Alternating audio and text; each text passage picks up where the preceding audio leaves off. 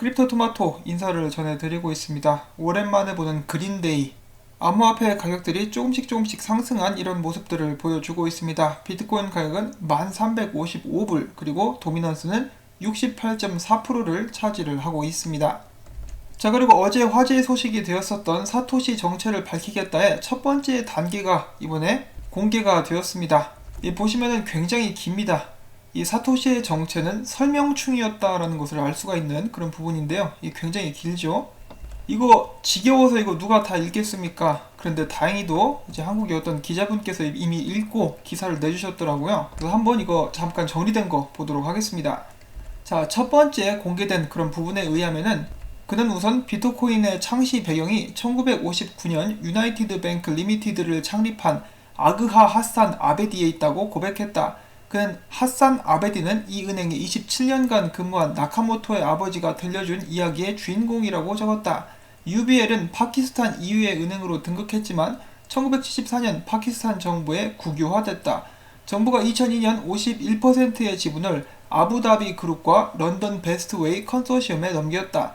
사토시 나카모토는 UBL이 국유화되었을 때 아베디가 국제신용상업은행을 설립해 한때 세계에서 7번째로 큰 은행으로 성장시켰고 1991년 영국은행이 돈 세탁, 뇌물, 밀수 등으로 BCCI를 도산에 이르게 했다라고 주장을 했다. 그는 이어 BCCI가 실제로 얼마나 불공평했는지를 알게 되었고 비트코인은 바로 BCCI의 이름을 따서 만들어졌다고 주장을 했다. 자, 그리고 여기 이렇게 이름을 땄다라고 하는데요. Bank of Credit and Commerce International에서 BITCOIN을 따서 비트코인이 만들어졌다. 뭔가 약간 억지스럽기도 하죠. 자, 그럼 계속 읽어보도록 하겠습니다. 본인의 학문적 배경도 밝혔다. 자라나면서 나는 암호학, 컴퓨터학, 퀀텀 금융학, 그리고 숫자에 대해서 관심을 가지게 되었다. 이것들은 후에 비트코인을 만드는 데 큰 역할을 했다라고 그는 밝혔고요.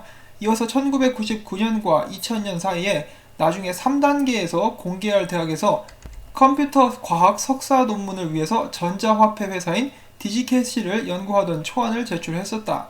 선견지명이 있었던 데이비드 차움이라는 사람이 1989년 디지캐시를 설립했고 디지캐시 거래는 다수 암호화폐 프로토콜로 익명 처리를 표방했다. 또한 그는 디지캐시가 1998년 석사 과정을 마치는 와중에 파산을 선언했지만 비트코인 탄생에 초석이 됐다라고 전달을 했다. 한편 그는 1단계에서 3단계까지 순차적으로 자신을 공개하겠다라고 선언을 했는데 홈페이지에 따르면 두 번째 글에서는 그가 보유한 것으로 알려진 98만 비트코인에 대한 상세 내역이 밝혀질 예정입니다. 바로 내일이에요. 그리고 세 번째 글을 통해서는 라사 프로젝트에 대한 구체적인 계획과 자신이 누구인지 신원을 공개하겠다라고 밝힌 상태입니다. 자, 그래서 아직까지는 많은 사람들이 이것은 구라다라고 믿고 있는 것처럼 이렇게 보여지고 있고요. 트위터에 대한 반응도 영 시원치 않습니다. 그렇지만은 98만 개의 비트코인에 대한 상세 내역을 밝힌다 그러면은 이 스토리가 역전될 수가 있겠죠. 그리고 세 번째로 자신의 신원을 공개하겠다라고 했는데 신원을 공개하면은 이 체포될 가능성 또한 배제할 수가 없습니다. 왜냐하면 지난번에 가짜 사토시 나카모토의 이름만 가지고 FBI가 그를 체포한 적이 있었죠. 사실 그것에 대한 일화도 여기에 담겨져 있습니다. 굉장히 긴 글인데 이런저런 이야기들이 여기저기 이렇게 담겨져 있었습니다. 특히 이제 앞선 기사에는 나와있진 않았지만은 여기 있는 이 사람 하핀이라는 사람이 자신에게 엄청난 영감을 주었다라고 또 이렇게 밝힌 바가 있고요. 그 다음에 사토시 나카모토 이름에 관한 일화도 이렇게 적어놨습니다. 관심 있으신 분들은 이제 직접 오셔서 보시면 될 것 같고요. 저 같은 경우는 이제 내일 혹은 모레까지 이 사람의 정체가 100% 밝혀질 때까지는 믿지는 않기로 하도록 하겠습니다. 자, 그 다음엔 우리의 답답한 마음을 더욱더 답답하게 해주는 국내 소식 잠깐 보도록 하겠습니다. 국회 문턱에 걸린 암호화폐 산업 정무위 관련법 심사 0건. 정부가 국제자금세탁방지기구 규제 권고에 따라 관련법을 정비하겠다는 입장을 재차 내놓고 있지만 정작 법을 정비해야 할 국회 정무위원회 암호화폐 규제 논의는 한 발자국도 나가지 못하고 있다. 지난 3월 이후 5개월 만에 제기한 정무위 법안 심사소위에 암호화폐 관련 법안이 단 한 건도 올라가지 않은 것이다. 국민들이 주는 세금으로 이렇게 밥을 먹으면서 똥만 싸고 있는, 똥 만드는 기계로서의 역할을 충실히 하고 있다는 그런 소식이다 라고 나와 있습니다. 좋든 싫든 2021년 6월 전까지는 정책을 만들어야 되는데 이 시간이 좀 많이 있으니까 탱자탱자 놀다가 다른 나라에서 먼저 본을 보이고 나면 그거 그대로 가져와서 베껴서 쓰겠죠. 잘하고 있습니다. 정말 자랑스럽고요. 다음 소식도 보도록 하겠습니다. 자, 그 다음에 이런 기사가 나왔습니다. 라이트코인 반감기가 있었죠. 채굴 보상이 반절로 떨어지는 반감기가 있었는데 채굴 보상과 함께 가격도 절반으로 떨어져 버려가지고 많은 사람들이 실망을 금치 못하고 있습니다.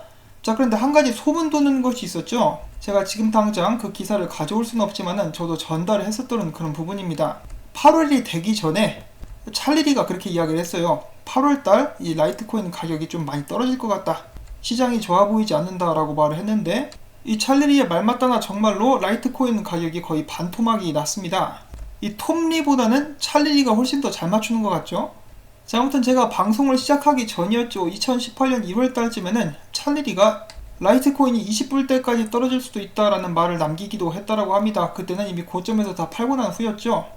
그래서 만약에 라이트코인 개수를 늘리고 싶다 혹은 찰리리의 발언을 바탕으로 전체 암호화폐 시장의 분위기를 읽고 싶다라고 하면은 어느 정도 신뢰할 수 있는 그런 근거들이 마련이 됐다라고도 볼 수가 있겠습니다. 그런 식으로 봤을 때 이제 찰리리가 고점에서 팔아 넘긴 것을 탓할 수는 없겠죠. 본인은 20불대까지 떨어지는 것을 이제 알고 있었으니까 팔았다라는 결론을 내릴 수도 있을 것 같습니다. 자, 그 다음에 플러스 토큰 관련된 소식이 계속해서 나오고 있는데요. 37,900개의 비트코인 중 29,800개 비트코인이 소규모로 분산 이체되었다. 블록체인 보안 전문 업체 팩실드에 따르면 다단계 스캠 프로젝트로 추정되는 33FKCW로 시작하는 플러스 토큰 지갑에서 지난 13일부터 5,000개의 비트코인을 9개의 주소로 분산 이체해서 총 37,922개의 비트코인이 이체된 정황이 파악됐다. 이후 지난 17일 저녁부터 37,922개의 비트코인 중 29,805개의 비트코인을 소규모 비트코인 1개에서 10개 단위로 분산 이체했다라는 게 해당 업체의 판단이다 라고 나와 있고 아직까지도 거래소로 유입이 됐는지는 불분명한 그런 상태라고 합니다. 여러분도 아시다시피 이런 식으로 분산 이체하는 것을 누가 하죠? 바로 해킹한 놈들이 해킹한 비트코인이나 다른 암호화폐를 이렇게 계속해서 분산시킵니다. 여기서 조금 떨구고 저기서 조금 떨구고 이 방식을 일컫는 용어가 있는데 지금 당장은 제가 생각이 안 나고요. 아무튼 똑같은 짓거리를 이렇게 하고 있습니다. 이것은 이제 현금화를 보통 시키기 전에 준비 작업으로 볼 수가 있는 그런 부분인데요. 이제 어제 제가 플러스 토큰 관련된 소식을 전해드렸더니 저한테 난데없이 쌍욕을 하면서 글을 남기신 사람이 있었습니다. 저한테 따지지 마시고 블록체인 보안 전문업체 팩실드에게 연락을 하시기를 바랍니다. 자, 그 다음에는 암호화폐에 대한 유용한 지식 한 가지가 있어가지고 가지고 와봤습니다. 바로 대체불가 토큰 NFT에 관한 것인데요. 잠깐 읽어보면 이렇습니다. 일반적인 암호화폐는 토큰이나 코인의 각각 가치가 같다. 만약 2개의 비트코인이 있다라고 했을 때 두 사람이 1개의 비트코인씩 나눠 가진다면 두 사람의 비트코인의 가치는 똑같다. 반면 NFT, 대체불가 토큰 같은 경우는 NFT 아래 만들어졌어도 그 하나하나의 가치가 다르다. 고유한 특성과 가치를 가지고 있기 때문이다. 다른 NFT로 교환할 수 없기에 대체불가 토큰이라 불린다.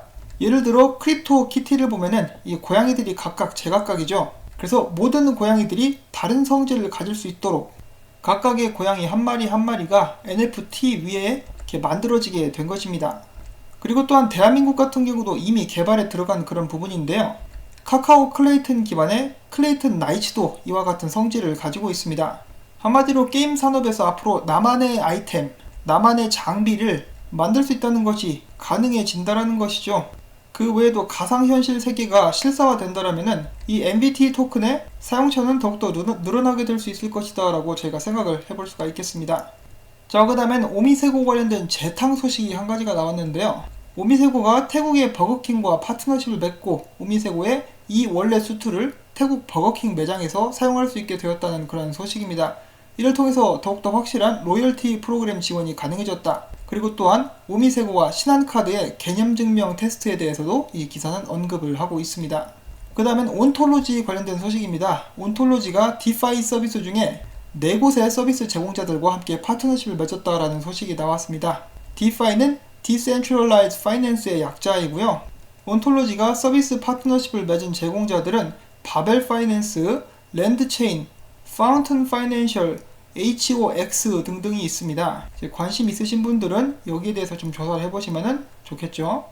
자, 그 다음에 지금 현재까지 이제 2019년 3분기가 되어 가는데요. 이 최악의 암호화폐, 최악의 성적을 기록한 암호화폐, 그리고 최고의 성적을 기록한 암호화폐들의 목록이 나와 있습니다.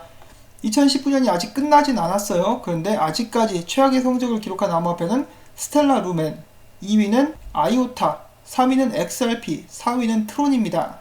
반면에 최고의 성적을 기록한 암호화폐는 비트코인 캐시, 모네로, 비트코인 SV, 이오스, 이더리움, 네오 등을 들 수가 있겠습니다.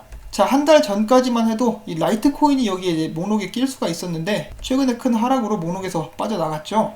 이 스텔라 루멘 같은 경우는 저도 정말 안타까운 게 제 방송을 초반부터 보신 분들이라면 저도 처음에 스텔라 루멘을 모았습니다. 계속해서 모으고 있었는데 얘네들이 마케팅을 안 해요. 마케팅도 안 하고 제드 맥케일럽이랑 지금은 IBM을 떠났지만은 제실런드가 이 스텔라 루멘 토큰을 밀어주지를 않고 있어가지고 저 같은 경우는 이렇게 떠났습니다. 충분히 많이 클 수 있는 암호화폐인데 좀 많이 아쉽고요. 이 최고의 성적을 기록한 암호화폐들 중에 모네로가 껴있죠. 자, 과연 모네로가 앞으로 5년 뒤에도 살아남을 수 있을지는 저는 의문이라고 생각을 하고 있습니다.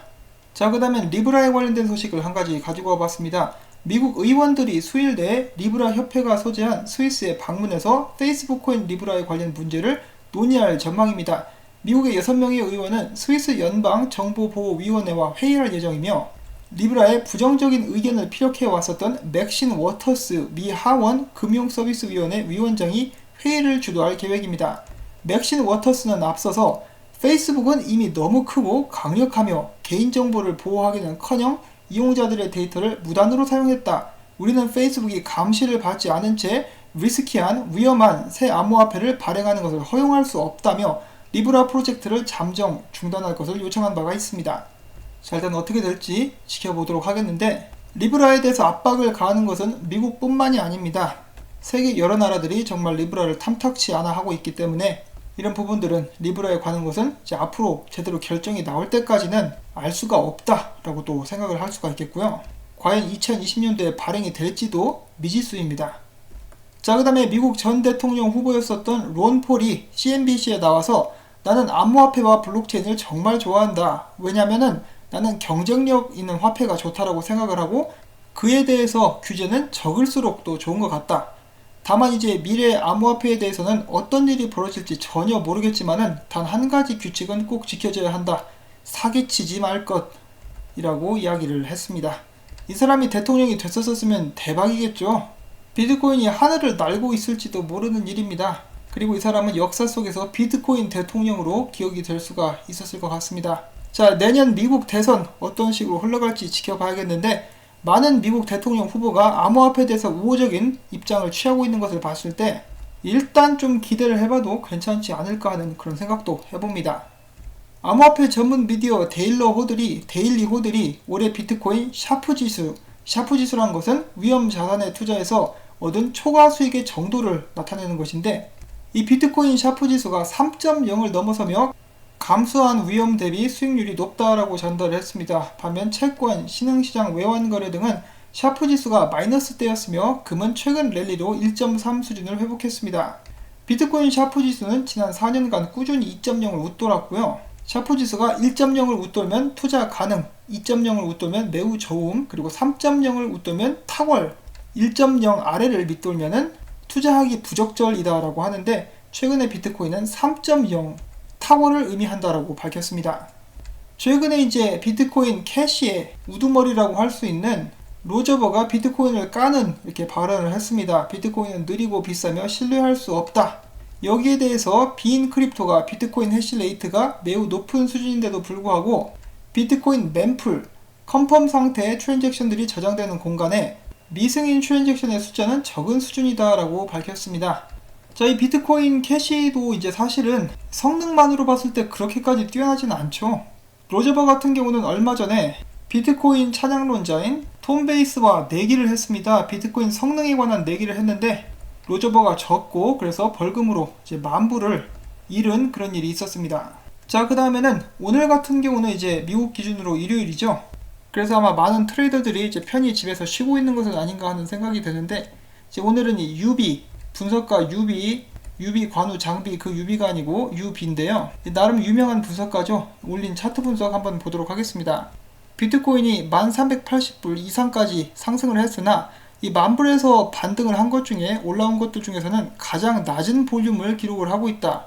이런 가격 상승은 이더리움이 이끈 움직임처럼 보이기도 한다. 1640불 때부터 강한 저항선을 맞고 그거에 맞아서 떨어지게 되면은 그때는 이제 내가 계속해서 하락할 거라고 이야기를 했는데 그 주장에 힘을 실어줄 수 있게 될 것 같다. 그러나 그 동안에는 나는 1240달러부터 롱 포지션을 가지고 있다라고 이야기를 해줍니다. 지금 비트코인이 볼륨이 없다는 소리가 며칠째 나오고 있죠. 약간 불안한 그런 부분이기도 한데 상승을 이끄는 세력들이 본격적으로 뛰어들어져 가지고 더 많은 볼륨과 함께 전고점을 돌파해 줄 수 있으면 정말 좋겠습니다. 근데 뭐 떨어지면 밑에서 좀 더 사고 라고 이렇게 저는 편하게 생각을 하고 있고요. 비트코인 가격 움직임에 영향을 줄 만한 이벤트들을 제가 한번 잠깐 정리를 해보자면 뭐 짧게는 이 사토시 정체에 관한 계속되는 정보가 내일과 내일 모레 올라오게 될 것이고요. 그 다음에 이번 달 말에 연방준비제도에서 다시 한번 금리를 깎게 될 수도 있을 것 같습니다. 사람들이 적게는 50포인트 그리고 많게는 75포인트까지 생각을 하는 사람들도 있더라고요. 톰리가 그렇게 이야기를 했어요. 사실 그 정도는 깎아야 주식시장 성장을 유지할 수 있을 것이다. 그리고 이제 다음 달 벡트가 열리게 됩니다. 이러한 이벤트들이 있기 때문에 저희가 이제 정신 바짝 차리고 이 비트코인 가격이 어디로 가는지 한번 지켜보면 재미있을 것 같습니다. 자, 이렇게 해서 저는 오늘도 열심히 정리한 정보들 여러분께 전달을 해드릴 수가 있었고요. 이러한 영상과 정보들이 재밌거나 즐거우셨거나 도움이 되셨다면 꼭 구독과 좋아요 그리고 수고했다는 의미에서 광고 시청을 처음부터 끝까지 꼭 여러분들께 부탁을 드립니다. 여러분들께서 광고를 봐주셔야만 저는 이 채널을 유지할 수가 있기 때문에 다시 한번 말씀을 드리면서 저는 다음에 새로운 소식 가지고 또 찾아뵙도록 하겠습니다. 여러분 오늘 힘찬 월요일 보내실 수 있기를 바랍니다. 안녕히 계십시오.